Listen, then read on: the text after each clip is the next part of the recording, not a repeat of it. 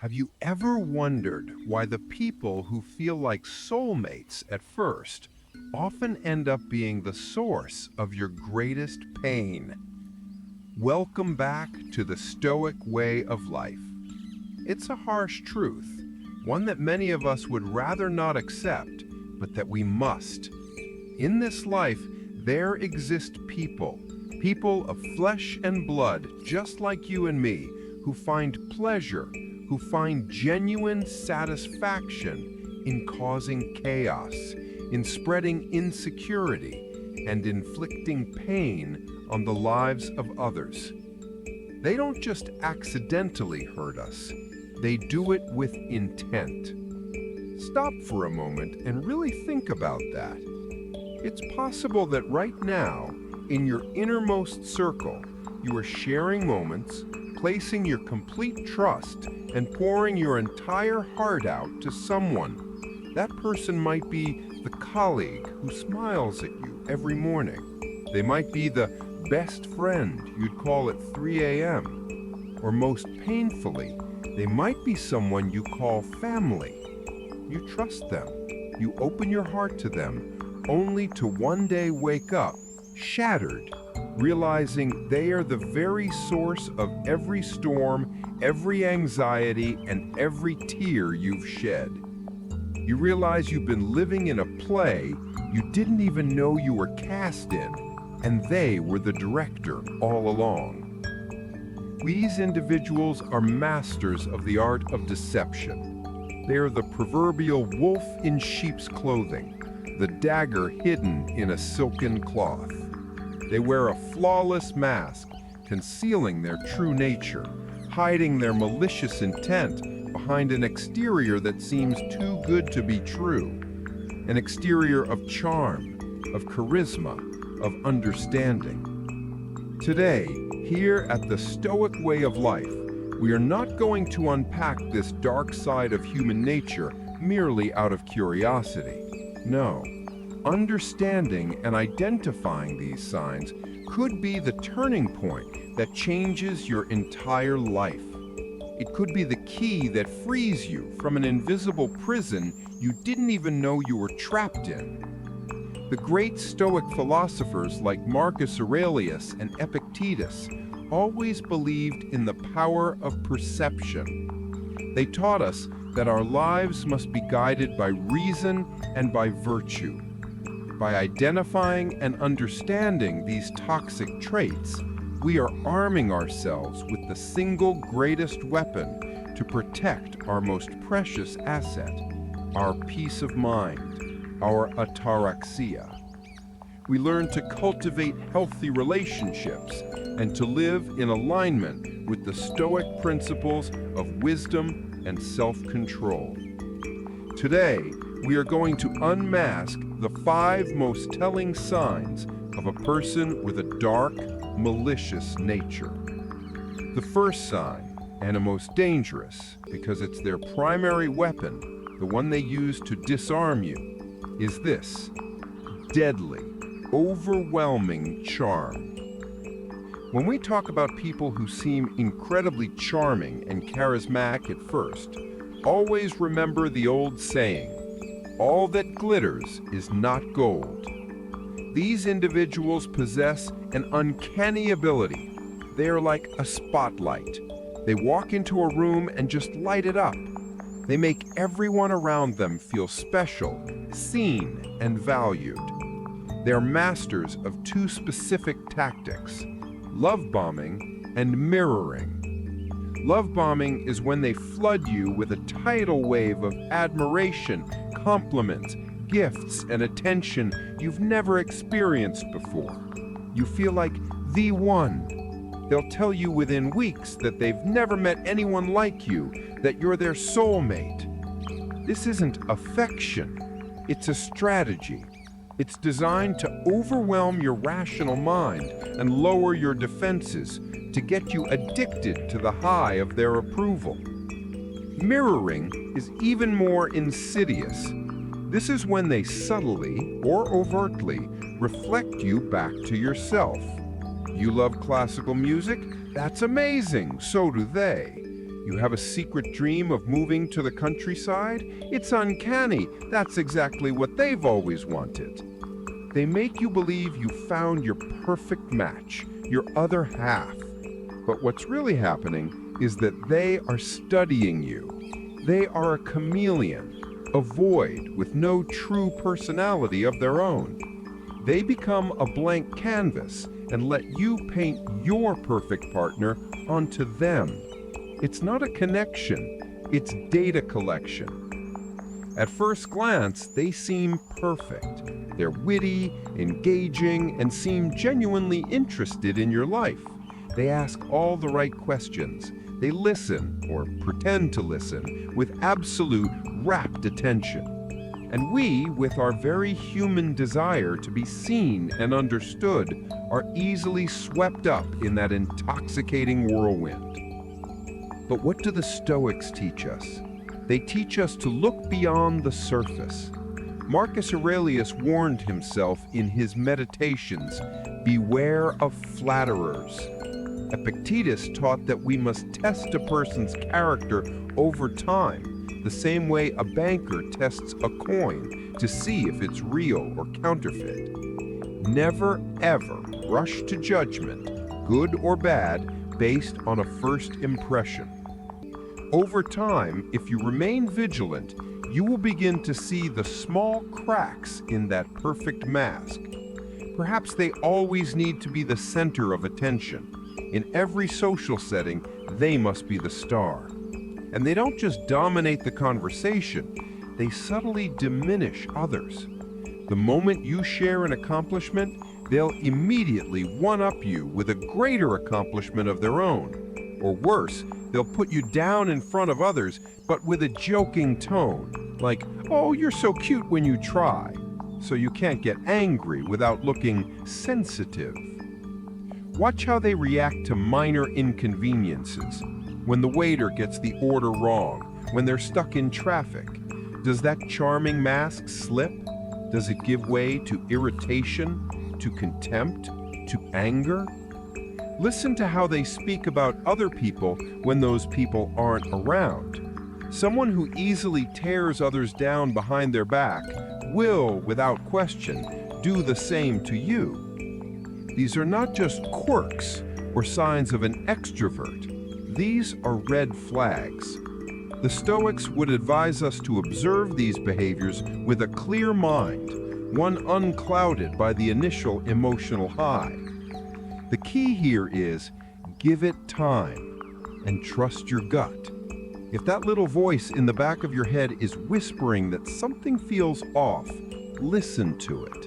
If someone seems too good to be true, they almost always are. True character is revealed in how a person behaves when they no longer need to impress anyone. If that intoxicating charm is the mask, then what lies just beneath it, the core of their toxicity, is even more terrifying.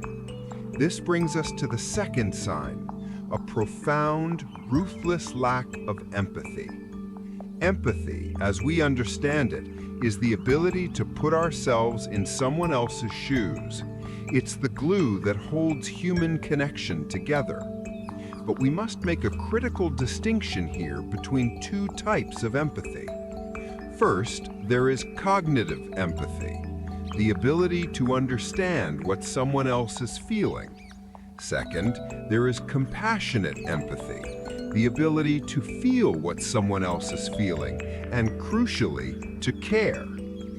Here is the chilling truth. The malicious person, the predator, often has highly developed cognitive empathy. They know exactly what you are feeling. They can read your micro-expressions, your tone of voice, your deepest insecurities, your oldest wounds. But they don't use this understanding to connect or to heal. They use it to target.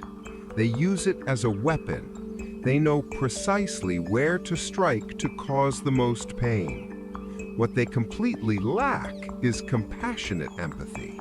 They simply do not feel your pain. They do not care. The Stoics believed deeply in compassion. Marcus Aurelius spoke often of sympatheia, the fundamental interconnectedness of all things in the universe. He believed we are all parts of one single body, and that to harm another is to harm ourselves. Seneca wrote of philanthropia, the love of mankind. Therefore, when we encounter someone who shows a blatant, cold disregard for the feelings of others, it is an anti-human act. It is the very definition of a life lived against virtue. Imagine this. You've just suffered a terrible loss. You go to this person, hoping for some comfort. Instead of a hug, you're met with a blank stare, or worse, impatience. Are you still upset about that? Life goes on. You need to be stronger. Or they mock your vulnerability. Now flip the script. You have a huge success. You get a promotion. You achieve a goal. You share the news, beaming with joy. Look closely at their face. You will not see genuine happiness for you. You will see a forced, tight smile. You will see indifference.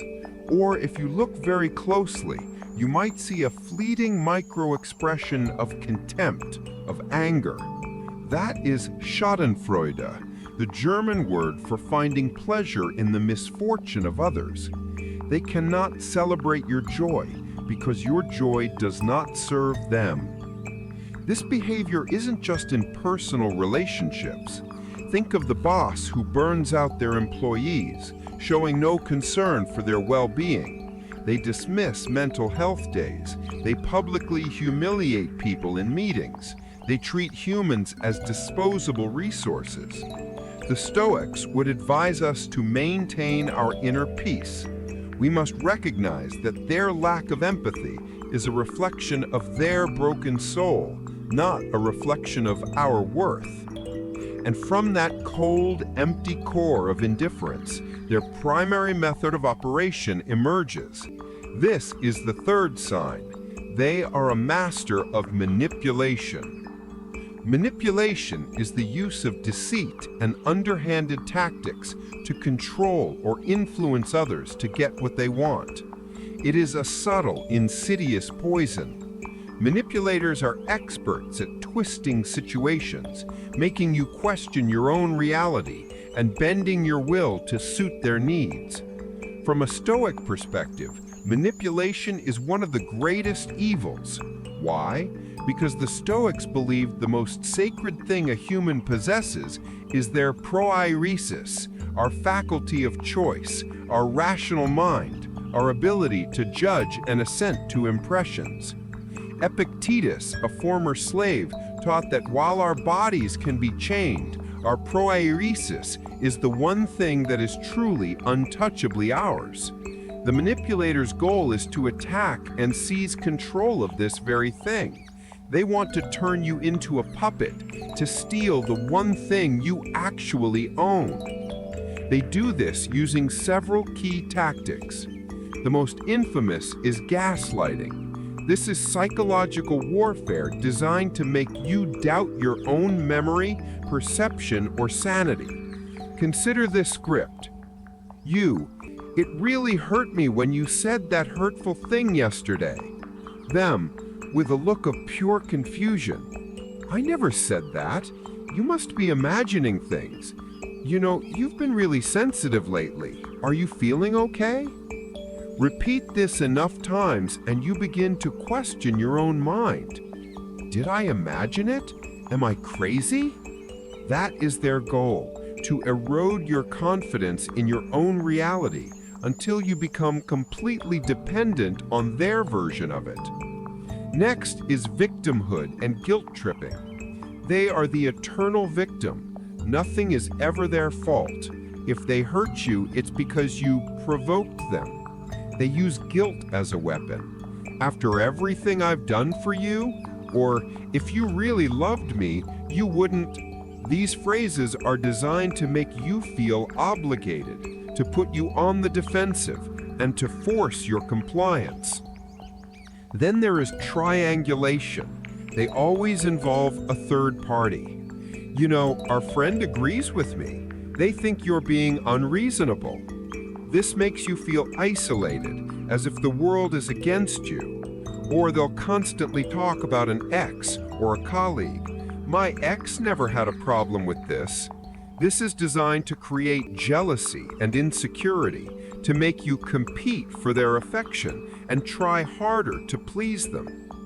Finally, they use moving the goalposts. This is the no-win scenario.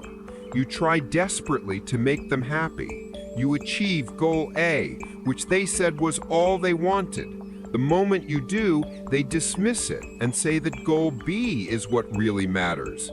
No matter what you do, it is never enough. This keeps you in a perpetual state of anxiety, forever scrambling to earn a love that is always just out of reach. The Stoics, especially Epictetus, stressed the importance of knowing what is in our control and what is not. We cannot control their actions. We can only control our response. Recognizing manipulation is the first step. If you suspect it, step back.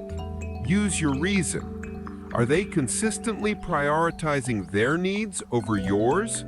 Do they make you feel guilty, confused, or unsure of yourself?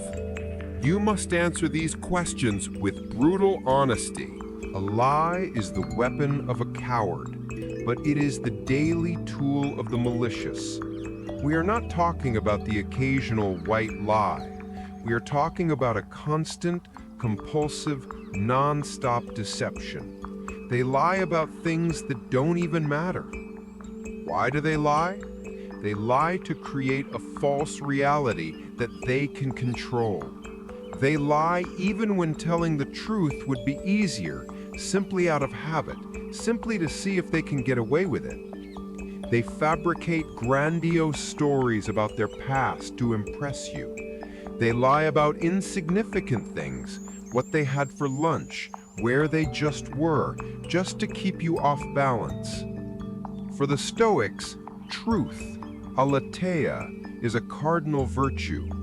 Marcus Aurelius wrote, "A lie is a wound the soul inflicts upon itself before it ever harms another."